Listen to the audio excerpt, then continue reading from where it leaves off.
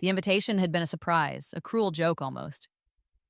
Derek, my ex-fiancé, engaged to someone else, and he'd invited me to the party. I'd RSVP'd no, of course. A polite, distant refusal. But then, his mother called, all syrupy sweetness, saying how much it would mean, how it showed no hard feelings. Like a fool, I'd let her sway me. So here I am. The metallic taste of champagne, usually a celebratory fizz, turns bitter on my tongue as I stand in the doorway of the grand ballroom.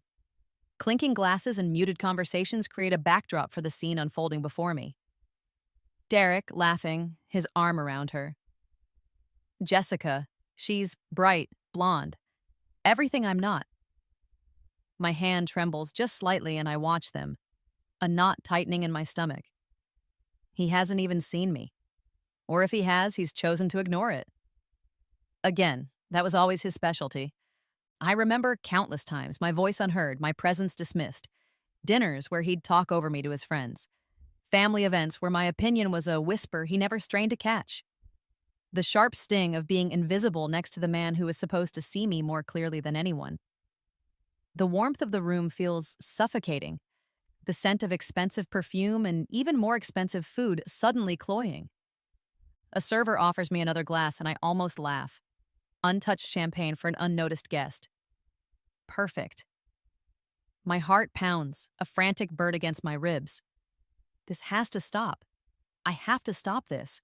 With a calmness that surprises even me, I place my untouched flute on a passing tray. The crystal makes a soft clink. It's a tiny sound, lost in the polite din. But for me, it's a full stop. A period at the end of a very long, very painful sentence. I turn and walk out. No drama, no scene. Just an exit. The cool night air hits my face as I step onto the sidewalk. It's a relief after the stuffy ballroom. I take a deep breath, then another. The city lights blur for a moment. A wave of dizziness washes over me, sudden and intense. My knees buckle. The scent of lilies from the venue's extravagant floral displays is abruptly replaced by something else. Lavender? Cheap lavender body spray. My head spins, the ground rushes up, and then darkness. No, not darkness. Fluorescent light. I blink. I'm in a room, a small room. My hand flies to my head, no bump.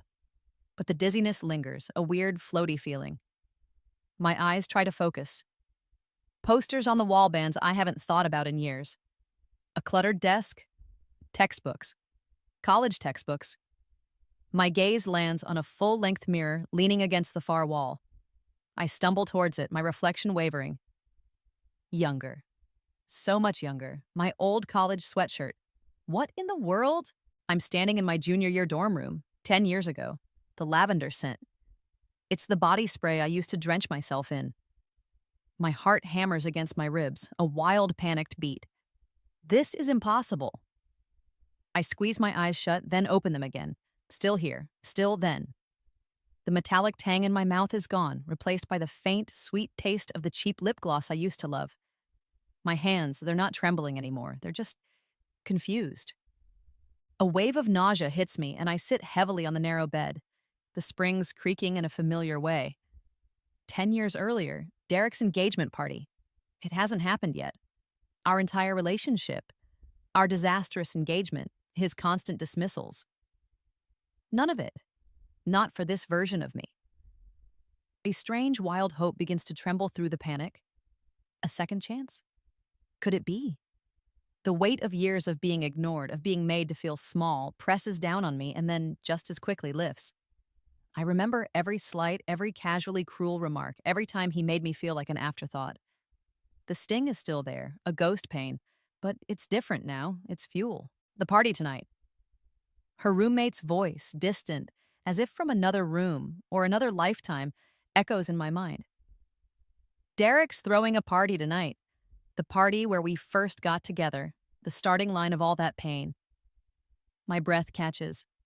Oh, this changes everything. The initial shock wears off, replaced by a trembling awareness. I'm really here. Junior year. The dorm room is exactly as I remember it, right down to the faint, sweet scent of that awful lavender body spray I thought was sophisticated. My fingers trace the worn cover of a poetry anthology on my nightstand, a book I'd later lend to Derek, a book he'd lose without a second thought. The memory sends a small, sharp pang through me. I get up, my legs still a little unsteady, and walk back to the mirror. The face staring back is mine, but fresher, fewer lines of worry around the eyes. The weight of 10 years of disappointment hasn't settled on these shoulders yet. Panic tries to claw its way back up my throat. How is this possible? Am I dreaming? Did I hit my head? But the details are too real, too specific. The chipped paint on the windowsill, the specific way the overhead fluorescent light hums, the faint, almost imperceptible aroma of stale pizza from the common room down the hall. Slowly, painstakingly, I piece it together. The engagement party, the dizziness. And now, this. It's a rebirth, an impossible, unbelievable second chance. My mind races, a chaotic slideshow of memories. Derek forgetting my birthday. Derek scoffing at my career ambitions. Derek choosing his friends, his hobbies, his own reflection over me time and time again. The metallic taste of that bitter champagne from the future? Or was it the past now? Lingers like a phantom. Each memory is a fresh wave of hurt, but now it's different. It's not just pain, it's information. It's a roadmap of what not to do, who not to be. I find my old phone, a clunky pre-smartphone model. His name is there in the contacts. Derek M. My thumb hovers over the delete button. There's a moment of hesitation, a ghost of the old affection, the hope I once had. Then the image of him at that engagement party, his arm around Jessica, his easy laughter as I stood there, invisible, flashes in my mind. My finger presses down. Deleted. A small, quiet click. A tiny act of defiance, but it feels monumental. A wave of something like relief, cool and clean, washes over me. The air in the dorm room suddenly seems easier to breathe. Maya, you coming tonight? My roommate, Sarah, pokes her head in, her expression bright and oblivious. Derek's party? It's going to be epic. My heart gives a little jump. The party. The one where our disastrous story began.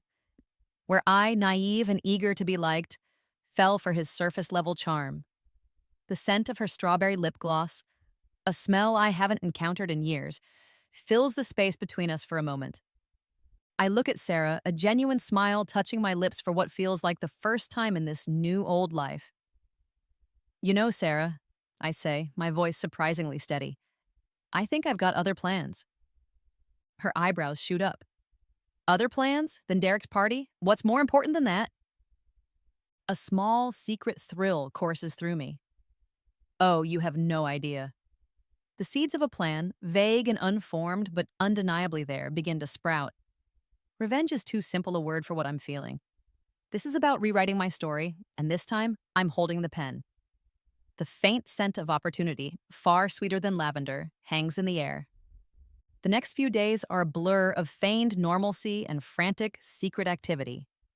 I go to classes, I smile at Sarah, I pretend to be the same Maya I was 10 years ago. But inside, I'm a whirlwind of calculations and memories. The old hurt is a constant thrum beneath the surface, but now it's overlaid with a new, sharp focus. Derek still exists in this timeline, oblivious and arrogant as ever. I see him on campus, laughing with his friends, the king of his small world. Each sighting is a fresh prick of motivation. He'll try to charm me again, I know his patterns. But this Maya isn't susceptible. My nights are spent hunched over my laptop, the soft clicking of the keys a rhythmic counterpoint to the late-night quiet of the dorm. The library's Wi-Fi is slow and unreliable, a relic of a less connected age, but I persevere. My target, Meridian Events, the venue, the scene of my future humiliation, and now the potential stage for my vindication. The scent of old books and dust in the deserted library stacks becomes my companion.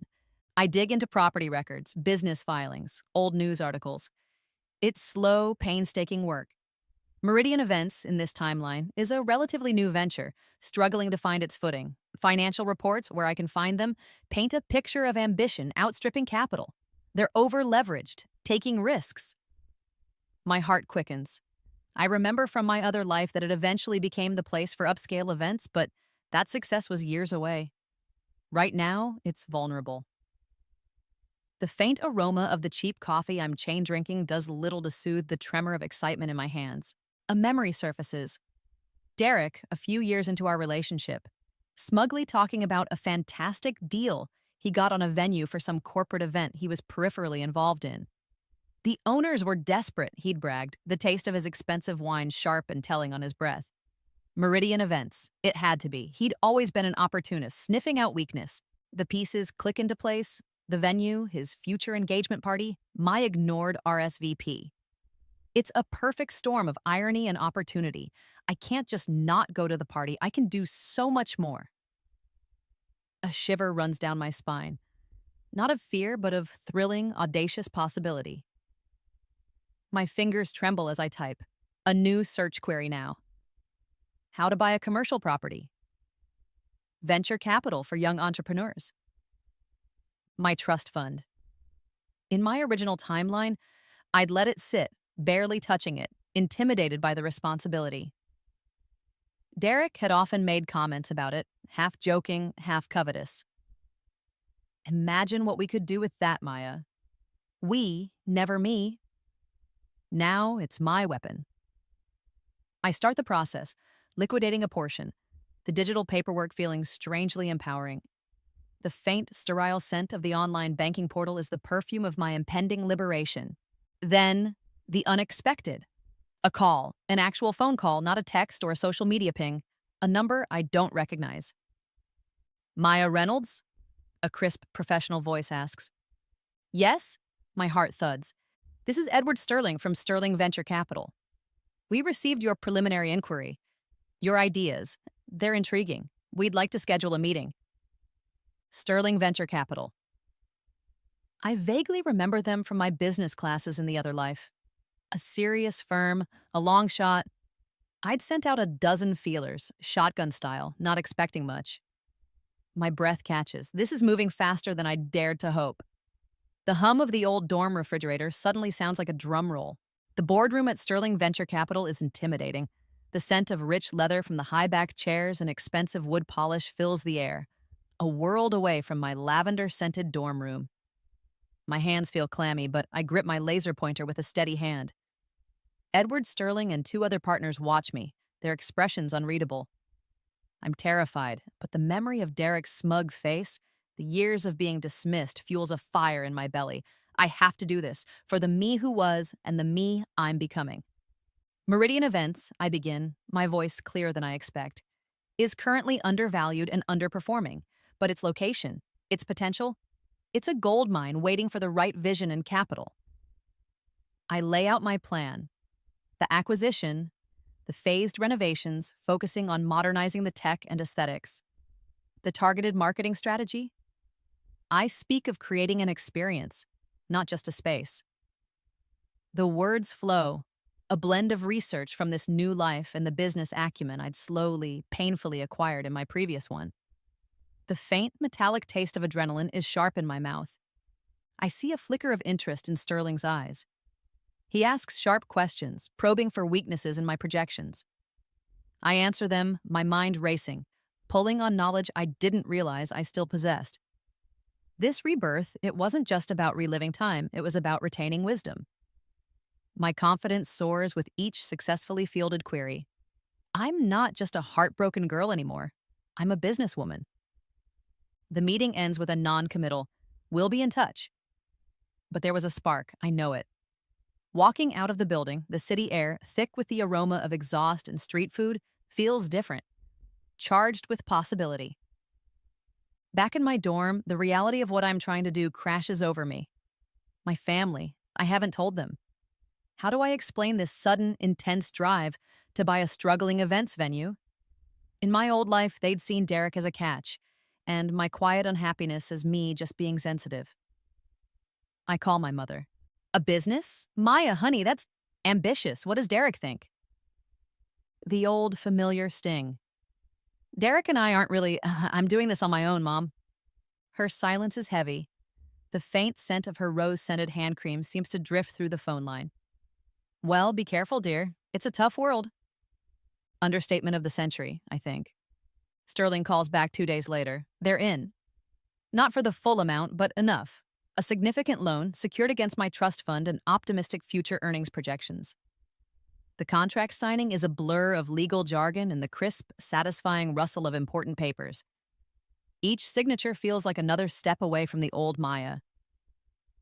Then, just as I'm starting to feel like I have a handle on things, Sarah bursts into the room, waving her phone. Oh my God, Maya, you will not believe this. Jessica Bell just posted on her Insta story. She and Derek, they're engaged. My blood runs cold. Engaged? Already? In my original timeline, it took him another 2 years to propose to me, and even then, it was a lukewarm, almost reluctant affair. With Jessica, it's a whirlwind. Faster, so much faster. The sweet, cloying scent of Sarah's excitement about the gossip is suddenly sickening. My meticulously planned timeline for acquiring Meridian events, for being ready for his eventual engagement party, it's just been thrown into chaos. The game has changed, and the clock is ticking louder than ever. The news of Derek's early engagement lights a fire under me. There's no time to waste. My meetings with the current owners of Meridian Events, a middle-aged couple named Frank and Eleanor Parsons, are tense. They're wary, worn down by financial stress. The venue itself, when I do the official walkthrough, is a shadow of what it will become, and even a shadow of what I remember from Derek's future past engagement party. The grand ballroom is dusty, the carpets old and imbued with the musty smell of countless forgotten celebrations. It's a tired scent, like faded dreams.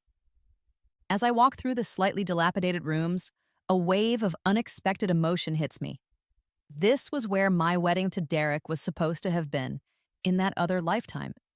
I'd picked out the floral arrangements, tasted the catering samples, imagined walking down an aisle that now only exists in a dead timeline. My eyes sting, and I fight back tears. Not for Derek, not anymore, but for that younger, hopeful Maya who believed in fairy tales. Frank clears his throat, and I blink, pushing the memories down. This isn't about what was. It's about what will be. The faint, lingering aroma of stale beer from a previous event catches in my throat, a reminder of past revelries and future reckonings. The negotiations are tough. Frank is proud, resistant to admitting the depth of their financial trouble. Eleanor is more pragmatic, her eyes holding a quiet sadness. I lay out my offer, fair but firm. I have the advantage of knowing their desperation, a piece of future knowledge they can't comprehend. I see the flicker of relief in Eleanor's face when they finally accept. The sharp, almost acrid smell of Frank's nervous sweat hangs in the air during the final handshake. Closing the deal is an explosion of paperwork, lawyers, and the satisfyingly solid thud of the notary's stamp. Meridian Events is mine. A thrill, cold and sharp, races through me. I walk through my venue, the keys heavy in my hand. The musty smell is still there, but now it's mixed with the scent of possibility. The blank canvas aroma of a space waiting to be transformed. Immediate changes, that's the priority. I hire a new cleaning crew, top to bottom.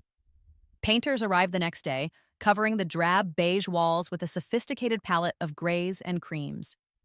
New lighting fixtures are ordered, designed to banish the gloomy shadows. The old creaking sound system is ripped out. But the most important changes are less visible. I invest heavily in a state-of-the-art security system, cameras, access controls, and a new cloud-based booking system, one that gives me complete oversight. My new staff, handpicked for their professionalism and discretion, are trained meticulously. The faint scent of fresh paint and new beginnings starts to permeate the old building. One afternoon, while I'm reviewing upholstery samples, my new assistant, Clara, buzzes me. Miss Reynolds? There's a Miss Peterson on the line. She's inquiring about booking an engagement party for Mr. Derek Montgomery. A slow smile spreads across my face. Miss Peterson, Derek's mother's assistant. Right on schedule, even if his schedule is accelerated. The scent of the expensive vanilla candle burning on my temporary desk seems to intensify, a sweet note of anticipation. Put her through, Clara, I say, my voice smooth as silk. I'll handle this one personally. The game is afoot. The satisfying click of my pen as I pick it up to take notes feels like loading a very precise weapon. Meridian Events, this is Maya speaking. How can I help you? I use my middle name, a small deception that feels deliciously appropriate. My voice is calm, professional, unrecognizable as the Maya that Derek's mother knows. The faint, almost undetectable scent of the expensive air freshener I'd installed in the reception area wafts into my office. Miss Peterson's voice is crisp, efficient. Yes, I'd like to inquire about booking an engagement party for Mr. Derek Montgomery and Miss Jessica Bell. We're looking at a date approximately 3 weeks from now. 3 weeks. My heart gives a little leap. Perfect. Certainly, I murmur, pulling up the newly installed booking calendar on my screen. It's mostly empty, a deliberate strategy. We do have some availability around that time. What sort of guest count are you anticipating? We go through the details. Number of guests, catering preferences, open bar, all lavish, all expensive. Derek was never one for understatement when it came to showing off. I quote her a premium price, citing our recent renovations and upgraded services. She doesn't even blink. The deposit alone is eye-watering. The satisfying sound of my pen scratching across the digital contract as I fill in Derek's name is music to my ears. Every stroke is a step closer. Excellent, Miss Peterson says, once the date is secured and the deposit processed. Mr. Montgomery will be very pleased. He has fond memories of an event here some years ago. I almost choke. Fond memories? Likely of some conquest or another. We aim to create unforgettable experiences, I reply, my voice laced with an irony only I can appreciate. The metallic tang of suppressed laughter tickles the back of my throat. The next 3 weeks are a whirlwind of meticulous planning. I oversee every detail. The menu is curated to be exquisite, the floral arrangements breathtaking, lilies, of course, a subtle nod to my ghostly arrival in this new timeline. The lighting, the music, even the specific brand of champagne, the same one I'd held, untouched, at his other engagement party, are all chosen with deliberate care. This isn't just an event, it's a performance. And I am the director, producer, and star. I steel myself for the confrontation. There will be one. I know Derek. He won't take this lying down, but I'm ready. The old Maya would have crumbled. The new Maya thrives on this. The scent of determination, sharp and invigorating, is my constant companion. My staff are briefed. They know this is a VIP event, requiring the utmost professionalism. They don't know the full story, of course, just that the client is particular and that I, their new boss, will be personally overseeing the evening. But I plant a trusted friend, Julie, a girl I'd reconnected with from college who was waitressing to pay for grad school, as one of the servers. She knows a little more. She knows Derek. She's my eyes and ears on the floor. The soft, comforting scent of her familiar jasmine perfume during our hushed planning sessions is a small anchor in the storm of my preparations. The ticking clock in my office seems to grow louder with each passing day. 3 days until the party. 2. 1. The air in Meridian Events crackles with anticipation, a mixture of fresh flowers, expensive polish, and my own tightly coiled energy. Tonight, Derek Montgomery is walking into a trap of his own making, and I, Maya Reynolds, venue owner, am ready to spring it. The almost imperceptible tremor in my hands is pure adrenaline. The evening air is cool, carrying the faint scent of rain from an earlier shower as the first guests begin to arrive at Meridian Events. Inside, however, it's all warmth and glittering light. The ballroom is stunning, if I do say so myself.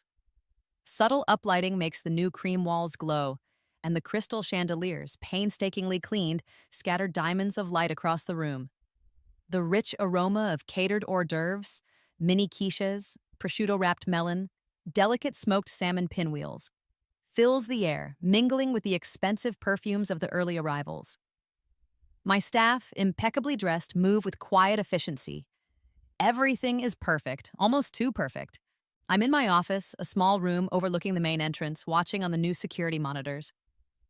My heart is a hummingbird in my chest. Julie, my friend-turned-server for the night, gives me a subtle thumbs up through the discreet earpiece we're both wearing.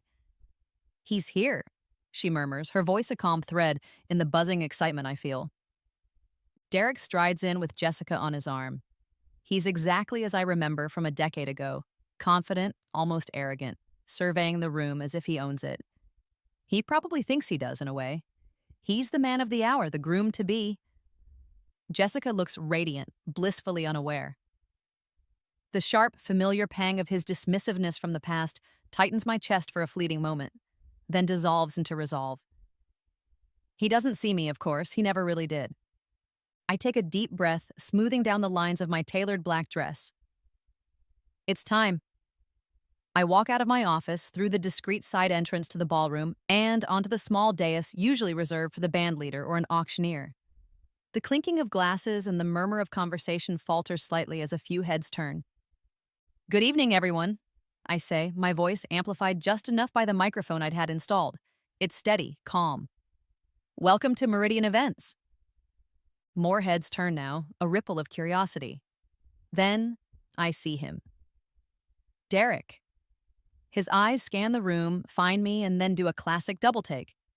His smile freezes. The color drains from his face. His glass, midway to his lips, stops. The scent of his expensive, spicy cologne seems to waft towards me even from across the room. Recognition dawns, followed by pure, unadulterated panic. Jessica looks from him to me, her brow furrowed in confusion. Derek, honey, who's that? I'm Maya Reynolds, I continue, my gaze locking with Derek's. The owner of Meridian Events, and I'm so pleased you could all make it tonight for Derek and Jessica's engagement party. A collective gasp, a wave of murmurs. The atmosphere in the room shifts, becomes tense, charged. The joyful celebration grinds to a halt. I can feel the weight of every eye in the room, but I only care about his. Derek looks like he's seen a ghost, and in a way, he has. The ghost of the girl he thought he'd left behind, the girl whose RSVPs he so carelessly ignored. Maya, he finally chokes out, his voice barely a whisper, but in the sudden silence it carries. What? What are you doing? I allow myself a small, cool smile. Ensuring my very important clients have a memorable evening, Derek. And speaking of memorable, I reach for a small stack of cards I'd placed on the lectern earlier. Old RSVP cards, emails, polite rejections, ignored acceptances, all from me, all to him, all meticulously documented. I believe we have a few past administrative errors to discuss. The scent of panic, sharp and acrid, begins to emanate from Derek's corner of the room. The beautiful, fragrant lilies arranged around the ballroom suddenly seem almost predatory. I watch him, my heart pounding a triumphant rhythm. This is just the beginning. With a deep breath, I make my announcement. Unfortunately, I say, my voice resonating with quiet authority, due to some unforeseen circumstances regarding the booking, Meridian Events will be closing for the evening in approximately 1 hour. The collective shock is a palpable wave. The sweet aroma of the expensive cake, waiting to be cut, suddenly seems mocking. Derek pushes through the stunned crowd, his face a mask of disbelief and fury. Jessica trails behind him, her earlier radiance completely extinguished, replaced by a dawning horror. The sharp sound of her high heels clicking frantically on the polished floor echoes in the suddenly silent ballroom. Guests are frozen, champagne flutes halfway to their lips, eyes wide. Maya, you can't do this, Derek hisses, his voice low and desperate as he reaches the dais. The spicy scent of his cologne now carries a note of sour desperation. We have a contract. People are here. This is my engagement party. Your engagement party, Derek, I reply, my voice still calm, a stark contrast to his rising panic. Booked in my venue, a venue you only managed to secure because once again you benefited from someone else's difficult circumstances. I hold up one of the old ignored RSVP cards from our past. Remember this one? My acceptance to your cousin's wedding? The one I drove 5 hours for, only to find my seat had been accidentally given away? His face flushes a dull red. That was a misunderstanding, years ago. What does that have to do with anything? It has everything to do with it. My voice trembles just for a moment, with the weight of years of suppressed anger and hurt. The metallic taste of unshed tears is sharp on my tongue. It's about a pattern, Derek. A pattern of dismissal, of making me feel small, invisible. I gesture around the opulent room, at the stunned faces of his friends, his family, his new fiancée. You invited me to your engagement party in my old life. After I explicitly RSVP'd, no, you assumed I'd just appear. Or perhaps you didn't care either way. Tonight you booked your party, blissfully unaware that the woman whose calls you used to ignore, whose opinions you scoffed at, now holds the keys to this room. Jessica finally speaks, her voice shaking. Derek, what is she talking about? Who is she? The faint, sweet scent of her floral perfume is now tinged with the acrid aroma of betrayal. Derek rounds on her. She's nobody, Jess, an old acquaintance. She's clearly unstable, trying to ruin our night. His true nature, manipulative and selfish, flares ugly and bright for everyone to see. He tries to grab the microphone from me. I step back, my movement smooth, practiced. Unstable? Or just tired of being treated like I don't matter? I address the room now, my voice ringing with a newfound strength. For 10 years, Derek Montgomery made me feel like an afterthought. He ignored my wishes, belittled my ambitions, and consistently put himself first. He thought I was a doormat. He thought I would always be there, quietly accepting his scraps of attention. Guests are starting to murmur, some looking at Derek with dawning disgust. The air crackles. The scent of expensive food is now heavy, almost rotten, in the charged atmosphere. His parents are trying to shrink into the wallpaper. This is insane! Derek shouts, his composure shattering. He looks wildly around, seeking an ally, but finds only condemnation or shock in the eyes of his guests. Security! Get her out of here! I raise an eyebrow. My security team? They report to me, Derek, and they're here to ensure an orderly exit for all guests when we close in. I glance at the elegant clock on the wall. 52 minutes. His jaw drops. He actually splutters. It would be almost comical if the undercurrent of pain wasn't so raw. He tries to negotiate, to bluster, to threaten. He offers more money. He reminds me of our history. A history he conveniently remembers now that he's losing control. Each word out of his mouth just digs his hole deeper, revealing the grasping, entitled man he truly is. The expensive, creamy aroma of the untouched canapé seems to mock his desperation. Jessica is openly crying now, her beautiful makeup streaked. You lied to me, she whispers to Derek, her voice filled with a pain that mirrors my own past suffering. All this time, I remain calm, professional. A quiet power move that seems to infuriate him more than any shouting could. I let his meltdown play out. Let everyone see him for who he is. The man who builds himself up by tearing others down. The man who thought ignoring an RSVP was a minor slight, not understanding it was a symptom of a much deeper disrespect. Finally, as the first few brave guests begin to make their excuses and head for the door, the clicking of their shoes a death knell for his perfect party, I give a subtle nod to my head of security. Two imposing men step forward. Mr. Montgomery, one says, his voice polite but firm. If you and your remaining party wouldn't mind, we can escort you out. Derek looks from them to me, his face a ruin of thwarted rage and public humiliation. He opens his mouth, then closes it again. There's nothing left to say. The battle is over. I won. The lingering scent of his defeat, more satisfying than any champagne, fills my senses. The last of the guests trickle out, a mixture of bewildered faces and hushed, scandalized whispers. Derek and a small, miserable huddle of his closest family are escorted out by my security team. The grand ballroom, so recently alive with music and laughter, is now echoing and quiet. I stand alone on the dais, the microphone still cool in my hand.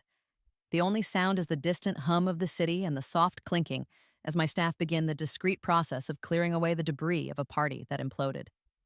I take a deep, slow breath. The lingering scent of extinguished candles, vanilla, sandalwood, and a hint of lily hangs in the air, a strangely peaceful aroma. It's over, all the planning, the anxiety, the years of buried resentment. It's all culminated in this quiet, empty room. A wave of exhaustion washes over me, closely followed by an immense, bone-deep satisfaction. My knees feel a little weak, and I lean against the lectern for support. I allow myself to feel it all, the triumph, the relief, the faint, lingering ache for the naive girl I once was, and the fierce pride for the woman I've become. Julie finds me there. She places a comforting hand on my arm. You okay? She asks softly, her eyes full of concern and a touch of awe.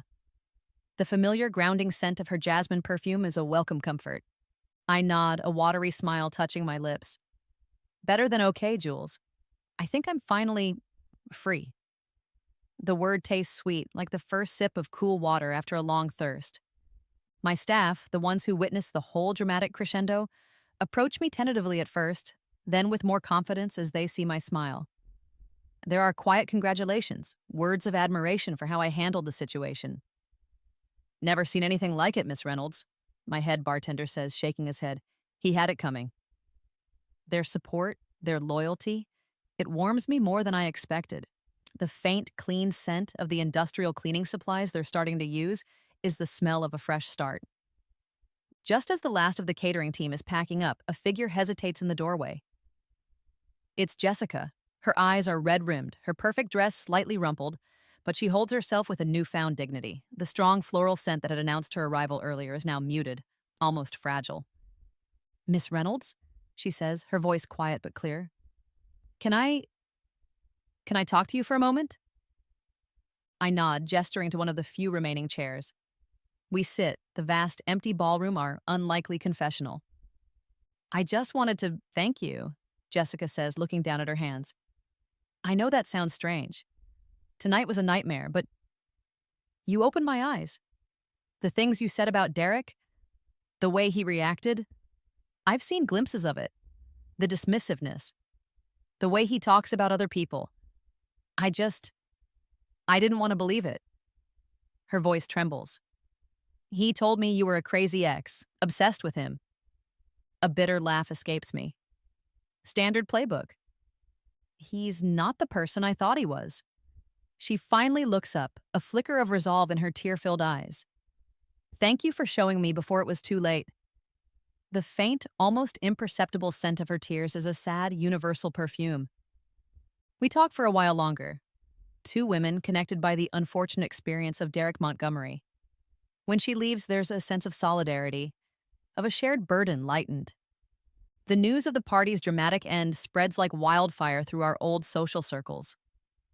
My phone buzzes with messages from people I haven't heard from in years, some curious, some supportive, some undoubtedly gossiping.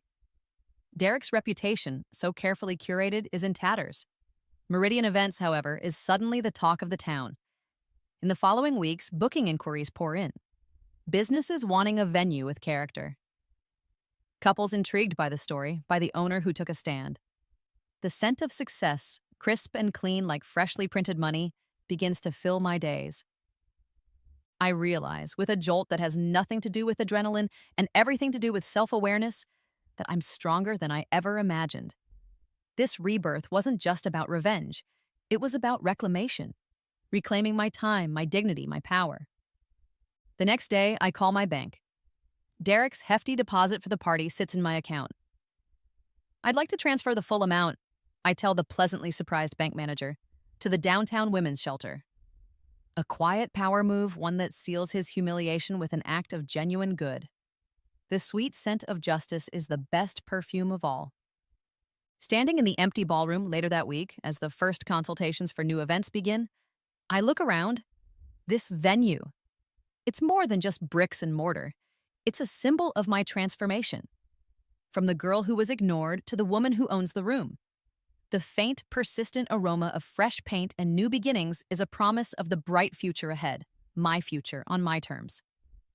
6 months fly by in a whirlwind of activity. Meridian Events isn't just surviving, it's thriving. The initial notoriety from Derek's disastrous engagement party has morphed into a reputation for being the place for chic, impeccably run events. The fresh scent of flowers is a constant in my life now. Lilies for weddings, vibrant roses for corporate galas, cheerful sunflowers for birthday celebrations. Each event is a small victory, a testament to the vision I fought for.